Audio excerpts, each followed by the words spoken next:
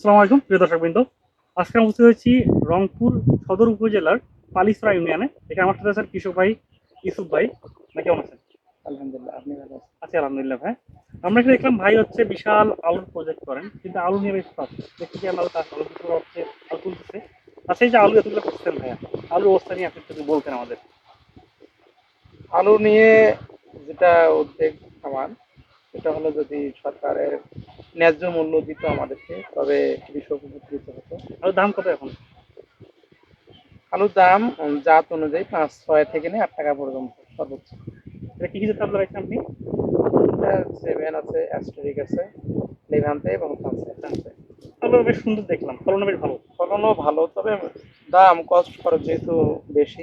খরচ কিরকম আপনার কেজি প্রতি? এবছর নিজস্ব বীজ থাকায় তেমন খরচ হয়নি, তবে কীটনাশকের কারণে আমাদের খরচটা 10 টাকার উপরে চলে গেছে।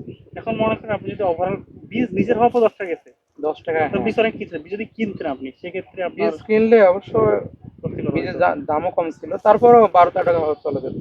যেখানে 12 টাকা হচ্ছে কস্টিং আমার উৎপাদন খরচ, সেখানে কিন্তু আমাদের বিক্রি রেট কত? সেখানে হচ্ছে আপনার 6-7 টাকা 8 হ্যাঁ, টাকা, তাই না? 6-7 এর টাকা। মধ্যে তারপরে এটা কখনো এটা কি আসলে আসলে ভিজিবল?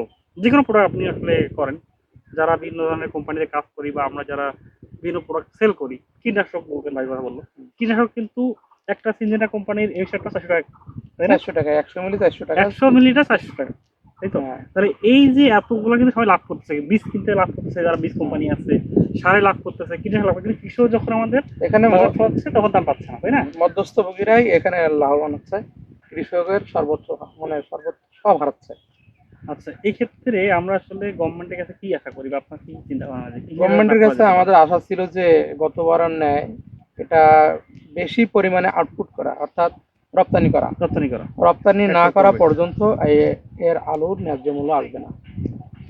যদি দেখা যায় যে কস্ট খরচ কম হয়েছে, তবে আলুটা আউটপুটের মাধ্যমেই, যেহেতু উৎপাদন বেশি, আউটপুটের মাধ্যমে কিন্তু এর ন্যায্য মূল্য ফিরিয়ে আনা প্রয়োজন। এবং আমাদের লোকাল যে যারা কৃষক আছে তারা কি আপনার হেল্প করে? লোকাল কৃষিবিদ উপজেলা ওয়াইজ যে এতগুলো যারা কৃষিবিদ আছে, উপজেলা পর্যায়ে রয়েছে, সহকারী কৃষি অফিসার, তারা তো সার্বিকভাবে শুধু মুখেই আমাদের উপকৃত করে, তবে অন্যান্য প্রণোদনাগুলো এগুলো আমাদের কাছে আসে না, মানে ওগুলো শুধুমাত্র খাতা কলমে থাকে, কিন্তু ফিল্ডে আসে না। ফিল্ডে আসে না। আর কৃষি ঋণ বলতে এটাও আমরা পাই না আচ্ছা আচ্ছা। বাস্তবে। এটা যারা ওখানে কর্মচারী বা কর্মরত থাকে, তারা এটা যে কোনো সিস্টেমে তুলে নেয়। কৃষি পর্যায়ে এর অর্থগুলো আমাদের কাছে আসে না, বা আমরা যদি যাই, বলে যে স্টক শেষ, শেষ। আপনার কৃষকদেরকে দেওয়ার যে একটা আমাদের লিমিট আছে, লিমিটের ক্লোজ হয়ে গেছে, লিমিট ক্রস, দিয়ে দিচ্ছি আমরা। বাস্তবে দেখা যায় যে আপনার 5%ও পাওয়া যাবে না।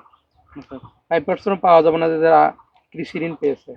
তবে এই কৃষি ঋণগুলো ওই তারাই গ্রহণ করে, যে 1,500 কোটি টাকা সরকার দিচ্ছে প্রণোদনা, এটা মূলত কৃষকেরা পাচ্ছে না বা পায়নি। তবে এভাবে যদি চলতে থাকে তাহলে কৃষকেরা সর্বোচ্চ হারাবে এবং কৃষি থেকে তারা সবাই বিমুখ হবে। এবং আলুতে কিন্তু বিগত 3 বছর ধরে মতো লস হচ্ছে কৃষকের, তাই না? 2 বছর থেকে লস আসতেছে।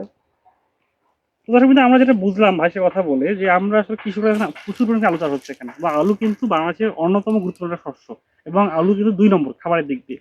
মানে প্রতিদিনে এমন কোনো মানুষ নাই যে আলু খায় না, এমন কোনো দিন পাওয়া যাবে না। এই আলুর এত ডিমান্ড থাকার পরও যদি বাজারে আলুর দাম নাই কেন? আমাদের উৎপাদনের সাথে যে বিক্রি ব্যাপারটা, ডিমান্ড এবং যে যোগান, চাহিদা এবং যোগান ব্যাপারটা, এটা আমাদের ইস্যু হচ্ছে না।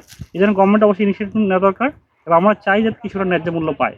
এই ন্যায্য মূল্যের জন্য আমাদের ব্যক্তিগত শুরু করে কৃষক থেকে শুরু করে কৃষক, ভোক্তা এবং সরকার সবাইকে আগে কাজ করতে হবে, এবং যাতে বেশি আমরা আলু রপ্তানি করতে পারি সেদিকে মনোযোগ দিতে হবে। কারণ রপ্তানি করার মাধ্যমে কিন্তু আমাদের প্রোডাক্ট মেইন একটা প্রাইসিং এটা নিশ্চয় সম্ভব। তো দর্শকবৃন্দ, আজকে পর্যন্তই, ধন্যবাদ।